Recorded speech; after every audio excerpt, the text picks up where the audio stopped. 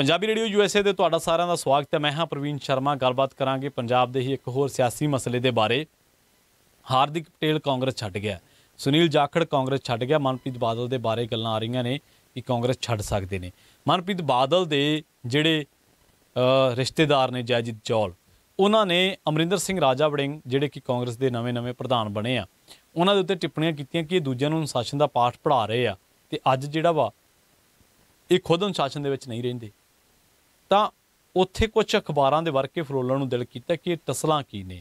ਅਸਲ ਵਿੱਚ ਤੁਹਾਨੂੰ ਦਿਲਚਸਪ ਕਿੱਸੇ ਦੱਸਦੇ ਹਾਂ ਕਿ ਮਨਪ੍ਰੀਤ ਬਾਦਲ ਅਤੇ ਅਮਰਿੰਦਰ ਸਿੰਘ ਰਾਜਾ ਵੜਿੰਗ ਦੇ ਵਿਚਾਲੇ ਚੱਲ ਕੀ ਰਿਹਾ ਔਰ ਕਿਉਂ ਜੈਜੀਤ ਜੌਹਲ ਹਰ ਟਾਈਮ ਮੋਰਚਾ ਸੰਭਾਲਦੇ ਨੇ ਜਦੋਂ ਮਨਪ੍ਰੀਤ ਬਾਦਲ ਤੇ ਅਮਰਿੰਦਰ ਸਿੰਘ ਦੀ ਰਾਜਾ ਵੜਿੰਗ ਦੀ ਗੱਲ ਆਉਂਦੀ ਹੈ। ਵੈਸੇ ਦੋਵਾਂ ਦੇ ਧੜੇ ਬਠਿੰਡਾ ਦੇ ਵਿੱਚ ਝਾਟਮ ਝੀਟੇ ਹੋ ਕੇ ਹਟੇ ਆ ਪਿੱਛੇ ਜੇ, ਮਤਲਬ ਗੁੱਥਮ ਗੁੱਥੀ ਕਹਿ ਲਓ ਜਾਂ ਥੱਪੜੋ ਥੱਪੜੀ ਕਹਿ ਲਓ, ਜੋ ਮਰਜ਼ੀ ਕਹਿ ਲਓ, ਗਾਲੋ ਗਾਲੀ ਕਹਿ ਲਓ, ਜੋ ਮਰਜ਼ੀ ਕਹਿ ਲਓ, ਬਠਿੰਡੇ ਦੇ ਵਿੱਚ ਪ੍ਰਧਾਨੀਆਂ ਅਹੁਦੇਦਾਰੀਆਂ ਨੂੰ ਲੈ ਕੇ। ਕਿਉਂਕਿ ਇੱਕ ਪਾਸੇ ਰਾਜਾ ਵੜਿੰਗ ਦਾ ਧੜਾ ਵਾ ਜਿਹੜਾ ਕਹਿੰਦਾ ਕਿ ਅਸੀਂ ਹੁਣ ਪ੍ਰਧਾਨ ਆ, ਅਸੀਂ ਡੋਮੀਨੇਟ ਆ, ਜੋ ਅਸੀਂ ਕਹਾਂਗੇ ਉਹ ਚੱਲੇਗਾ। ਇੱਕ ਪਾਸੇ ਮਨਪ੍ਰੀਤ ਬਾਦਲ ਦਾ ਧੜਾ ਵਾ ਜਿਹੜਾ ਕਹਿੰਦਾ ਕਿ ਜੇ ਬਠਿੰਡਾ ਦੇ ਵਿੱਚ ਜੋ ਹੋ ਰਿਹਾ ਉਵੇਂ ਹੀ ਚੱਲੂਗਾ। ਮਨਪ੍ਰੀਤ ਬਾਦਲ ਇਸ ਵੇਲੇ ਵਿਦੇਸ਼ ਦੇ ਵਿੱਚ ਨੇ ਔਰ ਮਨਪ੍ਰੀਤ ਬਾਦਲ, ਮੈਂ ਇਸ ਗੱਲ ਸਾਫ਼ ਕਰ ਦਿਆਂ ਕਿ ਮਨਪ੍ਰੀਤ ਬਾਦਲ ਕਦੇ ਵੀ ਇਹਨਾਂ ਚੀਜ਼ਾਂ ਉੱਤੇ ਖੁੱਲ੍ਹ ਕੇ ਜਨਤਕ ਤੌਰ 'ਤੇ ਨਹੀਂ ਬੋਲੇ, ਪਰ ਅਮਰਿੰਦਰ ਸਿੰਘ ਰਾਜਾ ਵੜਿੰਗ ਬਾਦਲ ਪਰਿਵਾਰ ਆਨੇ ਬਹਾਨੇ ਮਨਪ੍ਰੀਤ ਬਾਦਲ ਦੇ ਉੱਤੇ ਵੀ ਨਿਸ਼ਾਨਾ ਸਾਧਦੇ ਰਹੇ। ਔਰ ਇੱਕ ਵੇਲਾ ਵੋਟਾਂ ਵੇਲੇ ਇਹੋ ਜਿਹਾ ਵੀ ਆ ਗਿਆ ਸੀਗਾ ਜਦੋਂ ਉਹਨਾਂ ਨੇ ਖੁੱਲ੍ਹੇ ਦਿਲ ਨਾਲ ਕਹਿਤਾ ਕਿ ਸਾਰੇ ਬਾਦਲ ਹੀ ਹਾਰਨੇ ਚਾਹੀਦੇ ਆ ਔਰ ਸਾਰੇ ਬਾਦਲ ਮੈਨੂੰ ਹਰਾਉਣ ਦੇ ਲਈ ਇੱਕ ਆ, ਕਿਉਂਕਿ ਉਹਨਾਂ ਦੇ ਧੜੇ ਦਾ ਕਹਿਣਾ ਸੀਗਾ ਕਿ ਗਿੱਦੜਬਾਹੇ ਦੇ ਵਿੱਚ ਜਿਹੜੀ ਮਨਪ੍ਰੀਤ ਸਿੰਘ ਬਾਦਲ ਦੀ ਵੋਟ ਆ ਉਹ ਕਿਤੇ ਨਾ ਕਿਤੇ ਅਕਾਲੀ ਦਲ ਨੂੰ ਭੁਗਤ ਸਕਦੀ ਆ। ਸੋ ਅੱਜ ਦੀ ਇਸ ਰਿਪੋਰਟ ਦੇ ਵਿੱਚ ਇਹੀ ਚਰਚਾ ਕਰਾਂਗੇ ਕਿ ਇਸ ਸਿਆਸੀ ਟਸਲ ਦੀ ਸ਼ੁਰੂਆਤ ਕਿੱਥੋਂ ਹੁੰਦੀ ਹੈ। ਅਸਲ ਦੇ ਵਿੱਚ 2012 ਦੇ ਵਿੱਚ ਅਮਰਿੰਦਰ ਸਿੰਘ ਰਾਜਾ ਵੜਿੰਗ ਬੜੇ ਧੜੱਲੇ ਨਾਲ ਗਿੱਦੜਬਾਹੇ ਤੋਂ ਜਿੱਤ ਦਰਜ ਕਰਦੇ ਆ ਔਰ ਕਾਂਗਰਸ ਦੀਆਂ ਨਜ਼ਰਾਂ ਦੇ ਵਿੱਚ ਆ ਜਾਂਦੇ, ਕਿਉਂਕਿ ਕਾਂਗਰਸ ਬੜੇ ਲੰਬੇ ਸਮੇਂ ਤੋਂ ਉੱਥੇ ਜਦੋਜਹਿਦ ਕਰ ਰਹੀ ਸੀ। 2017 ਦੇ ਵਿੱਚ ਰਾਜਾ ਵੜਿੰਗ ਫਿਰ ਜਿੱਤ ਜਾਂਦੇ ਆ ਔਰ 2017 ਦਾ ਇਲੈਕਸ਼ਨ ਜਦੋਂ ਹੁੰਦਾ ਤੇ ਮਨਪ੍ਰੀਤ ਬਾਦਲ ਜਿਹੜੇ ਆ ਉਹ ਕਾਂਗਰਸ 'ਚ ਆ ਜਾਂਦੇ ਆ। ਅਮਰਿੰਦਰ ਸਿੰਘ ਰਾਜਾ ਵੜਿੰਗ ਨੇ 2012 'ਚ ਉਹਨਾਂ ਨੂੰ ਹਰਾਇਆ ਸੀ।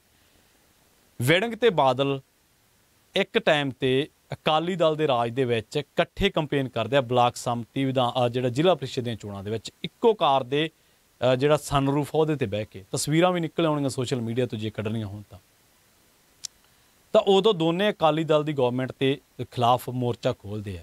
ਪਰ ਉਸ ਤੋਂ ਬਾਅਦ ਕੀ ਹੁੰਦਾ ਕਿ ਕੈਪਟਨ ਅਮਰਿੰਦਰ ਸਿੰਘ ਮੁੱਖ ਮੰਤਰੀ ਬਣਦੇ ਆ ਤੇ 2019 ਦਾ ਇਲੈਕਸ਼ਨ ਆ ਜਾਂਦਾ ਤੇ ਮਨਪ੍ਰੀਤ ਬਾਦਲ ਉਸ ਵਜ਼ਾਰਤ ਦੇ ਵਿੱਚ ਵਿੱਤ ਮੰਤਰੀ ਸੀਗੇ।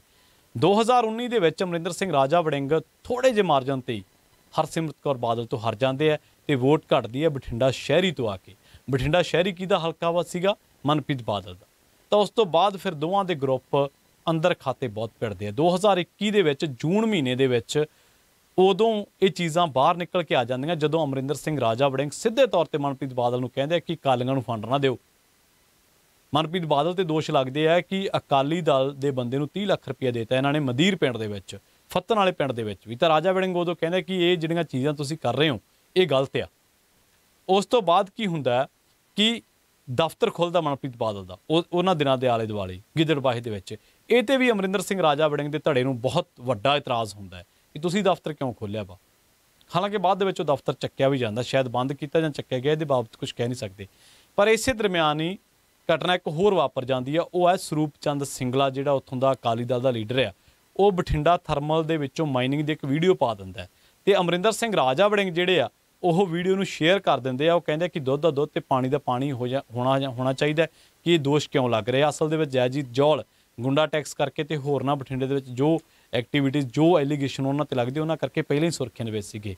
ਪਰ ਇਸ ਚੀਜ਼ ਤੋਂ ਬਾਅਦ ਜੈਜੀਤ ਜੌਲ ਤੇ ਅਮਰਿੰਦਰ ਸਿੰਘ ਰਾਜਾ ਵੜਿੰਗ ਦੋਨੇ ਆਮੋ ਸਾਹਮਣੇ ਆ ਜਾਂਦੇ ਆ। ਅਮਰਿੰਦਰ ਸਿੰਘ ਰਾਜਾ ਵੜਿੰਗ ਜਦੋਂ ਇਹ ਗੱਲ ਕਹਿੰਦੇ ਤਾਂ ਜੈਜੀਤ ਜੌਲ ਚੱਕ ਕੇ ਫਰੀਦਕੋਟ ਕਾਂਡ, ਸੁਸਾਈਡ ਕਾਂਡ ਵਾਲੀ ਜਿਹੜੀ ਆ ਉਹ ਸਾਰੀ ਹਿਸਟਰੀ ਕੱਢ ਲਿਆਉਂਦੇ ਆ। ਉਹ ਕਹਿੰਦੇ ਕਿ ਜੀ ਇਹਦੇ 'ਚ ਵੀ ਦੁੱਧ ਦਾ ਦੁੱਧ ਤੇ ਪਾਣੀ ਦਾ ਪਾਣੀ ਹੋਣਾ ਚਾਹੀਦਾ। ਫਰੀਦਕੋਟ ਕਾਂਡ ਕੀ ਸੀਗਾ? ਫਰੀਦਕੋਟ ਦਾ ਇੱਕ ਬੰਦਾ ਸੁਸਾਈਡ ਕਰ ਜਾਂਦਾ ਤੇ ਉਹਦੇ 'ਚ ਨਾਮ ਬੋਲਣ ਲੱਗ ਪੈਂਦਾ। ਦੋਸ਼ ਲੱਗਦੇ ਆ ਵਿਨਾਇਕਾਂ ਦੇ ਮੁੰਡੇ ਤੇ। ਵਿਨਾਇਕਾਂ ਦਾ ਮੁੰਡਾ ਸੀਗਾ ਅਮਰਿੰਦਰ ਸਿੰਘ ਰਾਜਾ ਵੜਿੰਗ ਦਾ ਸਾਲਾ ਸਾਹਿਬ, ਯਾਨੀ ਕਿ ਰਿਸ਼ਤੇਦਾਰ। ਇੱਕ ਪਾਸੇ ਮਨਪ੍ਰੀਤ ਬਾਦਲ ਦੇ ਸਾਲੇ ਸਾਹਿਬ ਜੈਜੀਤ ਜੌਲ, ਇੱਕ ਪਾਸੇ ਅਮਰਿੰਦਰ ਸਿੰਘ ਰਾਜਾ ਵੜਿੰਗ ਦੇ ਸਾਲੇ ਸਾਹਿਬ, ਜਿਨ੍ਹਾਂ ਤੇ ਫਰੀਦਕੋਟ ਕਾਂਡ ਦੇ ਵਿੱਚ ਐਲੀਗੇਸ਼ਨ ਲੱਗਦੇ ਆ। ਇੱਥੋਂ ਫਿਰ ਜਿਹੜੀ ਟਸਲ ਸੀਗੀ ਉਹ ਜਗਜ਼ਾਰ ਹੋ ਗਈ। ਉਸ ਤੋਂ ਬਾਅਦ ਅਮਰਿੰਦਰ ਸਿੰਘ ਰਾਜਾ ਵੜਿੰਗ ਜਿਹੜੇ ਆ ਉਹ ਗਾਹੇ ਬਗਾਹੇ ਆਨੀ ਬਾਨੀ ਨਿਸ਼ਾਨੇ ਲਾਉਂਦੇ ਰਹੇ ਮਨਪ੍ਰੀਤ ਬਾਦਲ ਤੇ, ਪਰ ਮਨਪ੍ਰੀਤ ਬਾਦਲ ਕਦੇ ਨਹੀਂ ਬੋਲੇ। ਉਸ ਤੋਂ ਬਾਅਦ ਕੀ ਹੁੰਦਾ ਹੈ ਕਿ ਜਦੋਂ ਰਾਜਾ ਵੜਿੰਗ ਬਣ ਜਾਂਦੇ ਟਰਾਂਸਪੋਰਟ ਮਿਨਿਸਟਰ ਤੇ ਮਨਪ੍ਰੀਤ ਬਾਦਲ ਦੀ ਕੈਪਟਨ ਦੀ ਵਜ਼ਾਰਤ ਜਿਹੜੀ ਆ ਉਹ ਜਾਂਦੀ ਆ ਤਾਂ ਮਨਪ੍ਰੀਤ ਬਾਦਲ ਦੀ ਡੋਮੀਨੈਂਸੀ ਘਟ ਜਾਂਦੀ ਹੈ। ਰਾਜਾ ਵੜਿੰਗ ਜਦੋਂ ਟਰਾਂਸਪੋਰਟ ਮਿਨਿਸਟਰ ਬਣਦੇ ਨੇ ਤਾਂ ਇੱਕ ਵਾਰੀ ਉਹਨਾਂ ਨੇ ਕਿਹਾ ਸੀਗਾ ਕਿ ਜਿਹੜਾ ਕਰੋਨਾ ਦੇ ਟਾਈਮ ਦੇ ਵਿੱਚ ਜਿਹੜਾ ਬੱਸਾਂ ਨੂੰ ਟੈਕਸ ਮਾਫ ਹੋਇਆ ਵਾ ਉਹਦੇ 'ਚ ਮਨਪ੍ਰੀਤ ਬਾਦਲ ਦੀਆਂ ਹੀ ਬੱਸਾਂ ਸੀ। ਤੇ ਜਦੋਂ ਮੀਡੀਆ ਨੇ ਉਹਨਾਂ ਨੂੰ ਸਵਾਲ ਕੀਤਾ ਕਿ ਮਨਪ੍ਰੀਤ ਬਾਦਲ ਤਾਂ ਤੁਹਾਡੇ ਫਾਈਨਾਂਸ ਮਿਨਿਸਟਰ ਨੇ ਤਾਂ ਉਹਨਾਂ ਨੇ ਕਿਹਾ ਕਿ ਨਹੀਂ, ਗਲਤ ਹੋਣਾ ਚਾਹੀਦਾ। ਐਥਿਕਲੀ ਤਾਂ ਉਹਨਾਂ ਦਾ ਬਿਆਨ ਸਹੀ ਸੀ, ਪਰ ਇਸ ਬਹਾਨੇ ਫਿਰ ਮਨਪ੍ਰੀਤ ਬਾਦਲ ਦੇ ਖੇਮੇ ਦੇ ਵਿੱਚ ਇਹ ਲੱਗਿਆ ਕਿ ਰਾਜਾ ਵੜਿੰਗ ਫਿਰ ਜਿਹੜੀ ਆ ਉਹ ਸਿਆਸੀ ਭਾਜੀ ਪਾ ਗਿਆ, ਉੱਤ ਕੱਤੀ ਪਾ ਗਿਆ। ਤਾਂ ਫਿਰ ਇਹ ਚੀਜ਼ਾਂ ਲਗਾਤਾਰ ਟਸਲਬਾਜ਼ੀ ਦੇ ਰੂਪ ਦੇ ਵਿੱਚ ਚੱਲਦੀਆਂ ਨੇ। ਤੇ ਉਦੋਂ ਜਦੋਂ ਇਲੈਕਸ਼ਨ ਕੈਂਪੇਨ ਚੱਲ ਰਹੀ ਸੀਗੀ 2022 ਵਾਲੀ, ਤਾਂ ਉਦੋਂ ਫਿਰ ਕਿਤੇ ਨਾ ਕਿਤੇ ਇਹ ਚੀਜ਼ਾਂ ਖੁੱਲ੍ਹ ਕੇ ਆ ਗਈਆਂ ਜਦੋਂ ਰਾਜੇ ਵੜਿੰਗ ਨੇ ਕਿਹਾ ਕਿ ਸਾਰੇ ਬਾਦਲ ਮੈਨੂੰ ਹਰਾਉਣ ਦੇ ਲਈ ਇੱਕ ਨੇ। ਜਦੋਂ ਪੱਤਰਕਾਰ ਨੇ ਫਿਰ ਉਹਨਾਂ ਨੂੰ ਪੁੱਛਿਆ ਦੁਬਾਰਾ ਕਿ ਸਾਰੇ ਬਾਦਲਾਂ ਵਿੱਚ ਤਾਂ ਮਨਪ੍ਰੀਤ ਬਾਦਲ ਵੀ ਆਉਣੇ ਨੇ, ਤਾਂ ਉਹਨੇ ਕਿਹਾ ਕਿ ਹਾਂ ਸਾਰੇ ਬਾਦਲ। ਤੇ ਉਹ ਕਹਿੰਦਾ ਸਾਰੇ ਬਾਦਲ ਹੀ ਹਾਰਨੇ ਚਾਹੀਦੇ ਅਮਰਿੰਦਰ ਸਿੰਘ ਰਾਜਾ ਵੜਿੰਗ ਕਹਿੰਦੇ ਦੇਖੇ। ਤਾਂ ਹੁਣ ਇੱਕ ਵਾਰੀ ਫਿਰ ਇਹਨਾਂ ਸਿਆਸੀ ਗੱਲਾਂ ਦੇ ਵਿੱਚ ਚਰਚਾ ਵਾ। ਇਹ ਸਿਆਸੀ ਜਿਹੜਾ ਕਿੱਸਾ ਵਾ 2019 ਦੀ ਅਮਰਿੰਦਰ ਸਿੰਘ ਰਾਜਾ ਵੜਿੰਗ ਦੀ ਲੋਕ ਸਭਾ ਹਾਰ ਤੋਂ ਬਾਅਦ ਸ਼ੁਰੂ ਹੁੰਦਾ ਤੇ ਹੁਣ ਜਿਹੜਾ ਹਾਲੇ ਤੱਕ ਇਹ ਖਤਮ ਨਹੀਂ ਹੋਇਆ। ਹਾਲੇ ਵੀ ਗਾਹੇ ਬਗਾਹੇ ਜੈਜੀਤ ਜੌਲ ਤੇ ਅਮਰਿੰਦਰ ਸਿੰਘ ਰਾਜਾ ਵੜਿੰਗ ਜਿਹੜੇ ਆ ਉਹ ਆਮੋ ਸਾਹਮਣੇ ਹੁੰਦੇ ਰਹਿੰਦੇ ਆ, ਬਿਆਨਬਾਜ਼ੀ ਚੱਲਦੀ ਰਹਿੰਦੀ ਹੈ। ਪਰ ਵੱਡਾ ਸਵਾਲ ਇਹ ਵੀ ਉੱਠਦਾ ਕਿ ਕੀ ਮਨਪ੍ਰੀਤ ਬਾਦਲ ਕਾਂਗਰਸ ਦੇ ਵਿੱਚ ਰਹਿਣਗੇ? ਸੁਨੀਲ ਜਾਖੜ ਜਿਹੜੇ ਆ ਉਹ ਕਾਂਗਰਸ ਨੂੰ ਛੱਡ ਚੁੱਕੇ ਆ, ਹਾਰਦਿਕ ਪਟੇਲ ਵੀ ਛੱਡ ਚੁੱਕੇ ਜਿੱਥੇ ਅਸੀਂ ਸ਼ੁਰੂਆਤ ਕੀਤੀ ਸੀ। ਤਾਂ ਅਮਰਿੰਦਰ ਸਿੰਘ ਰਾਜਾ ਵੜਿੰਗ ਦੇ ਨੂੰ ਜਦੋਂ ਇਹਨਾਂ ਦੇ ਬਾਰੇ ਪੁੱਛਿਆ ਗਿਆ, ਇਹਨਾਂ ਸਾਰੀਆਂ ਚੀਜ਼ਾਂ ਦੇ ਬਾਰੇ, ਜੈਜੀਤ ਜੌਲ ਦੇ ਬਿਆਨ ਦੇ ਬਾਰੇ, ਉਹਨੇ ਕਿਹਾ ਕਿ ਉਹ ਬੰਦਾ ਕਾਂਗਰਸ ਦਾ ਹਿੱਸਾ ਨਹੀਂ। ਤਾਂ ਕੀ ਹੁਣ ਜਿਹੜੀ ਲੜਾਈ ਹੈ ਉਹ ਅਸਤਿਤਵ ਦੀ ਲੜਾਈ ਹੈ ਬਠਿੰਡੇ ਦੇ ਵਿੱਚ, ਬਠਿੰਡੇ ਦੇ ਲਈ ਜੱਦੋਜਹਿਦ ਦੀ ਲੜਾਈ ਹੈ ਕਿ ਅਮਰਿੰਦਰ ਸਿੰਘ ਰਾਜਾ ਵੜਿੰਗ ਦਾ ਖੇਮਾ ਹੁਣ ਆਪਣੇ ਆਪ ਨੂੰ ਮਨਪ੍ਰੀਤ ਬਾਦਲ ਦੇ ਖੇਮੇ ਨਾਲ ਉੱਤੇ ਮਹਿਸੂਸ ਕਰਦਾ ਕਿਉਂਕਿ ਉਹ ਪ੍ਰਧਾਨ ਨੇ ਕਾਂਗਰਸ ਦੇ ਇਸ ਵੇਲੇ। ਤਾਂ ਇਹ ਚੀਜ਼ਾਂ ਆਉਣ ਵਾਲੇ ਦਿਨਾਂ ਦੇ ਵਿੱਚ ਰੌਚਕ ਹੋਣਗੀਆਂ। ਤੁਹਾਡੇ ਲਈ ਸਵਾਲ ਛੱਡ ਰਹੇ ਹਾਂ ਕਿ ਕੀ ਅਮਰਿੰਦਰ ਸਿੰਘ ਰਾਜਾ ਵੜਿੰਗ ਤੇ ਮਨਪ੍ਰੀਤ ਬਾਦਲ ਸੇਮ ਪੇਜ ਤੇ ਆ ਸਕਣਗੇ? ਕੀ ਮਨਪ੍ਰੀਤ ਬਾਦਲ ਕਾਂਗਰਸ ਛੱਡ ਜਾਣਗੇ ਜਾਂ ਕੀ ਅਮਰਿੰਦਰ ਸਿੰਘ ਰਾਜਾ ਵੜਿੰਗ ਆਪਣੀ ਸਿਆਸਤ ਦੇ ਨਾਲ ਉਹਨਾਂ ਤੋਂ ਕਾਂਗਰਸ ਛੁਡਵਾ ਲੈਣਗੇ? ਇਹਨਾਂ ਸਾਰੇ ਸਵਾਲਾਂ ਦੇ ਜਵਾਬ ਲੱਭਣ ਦੀ ਤੁਸੀਂ ਕੋਸ਼ਿਸ਼ ਕਰਿਓ। ਅਸੀਂ ਹਾਜ਼ਰ ਹੋਵਾਂਗੇ ਇੱਕ ਹੋਰ ਨਵੀਂ ਰਿਪੋਰਟ ਲੈ ਕੇ। ਤੁਹਾਡਾ ਸਾਰਿਆਂ ਦਾ